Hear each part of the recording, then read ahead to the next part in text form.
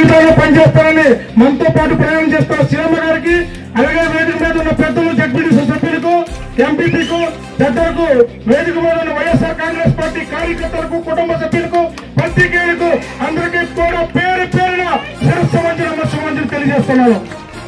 మనకి జనవరి వస్తే ఒక విషయం గుర్తొస్తుంది. 2025 జనవరి మనం అనాథ జీవితం 6 నెలలు పార్టీ కోల్పోయాం. మనకు నాయకుని నేడు, నడిపించే నాయకుని నేడు. మరి జగన్మోహన్ రెడ్డి ఏం చేద్దాం చాలా మంది ఫోన్లు చేస్తే అమ్మో మేము వెళ్ళాం, 9,000 బయటమ్మో మన భయం, మనం ఎందుకు మళ్ళీ కరెంటు వైర్లు పట్టుకోవాలి, మనం ఎందుకు మన జీవితాన్ని నాశనం చేసుకోవాలి. చాలా మంది పెద్ద నాయకులు భయపడే టైంలో 90,000 కాదు, నేను అడుగు పెడుతూ పెద్దటి గుండెల్లో రైలు పరిగెత్తుతాను, నాకు అదే కావాలని మనందరి నమ్మకంతో, మన యొక్క విశ్వాసంతో మనం పనిచేస్తామనే భరోసాతో మన నాయకుడు రావడం జరిగింది.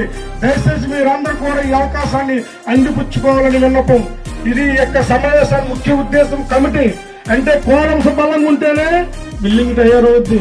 మరి ఆ రోజు గతంలో కమిటీలు వేసాం, ఎవరికి తెలీదు. ఒక ఏసీలో కూర్చోమని నాన్న నా పట్ల అడుగు కూర్చోమని రాసిచ్చాం, అక్కడే తప్పిదం జరిగింది.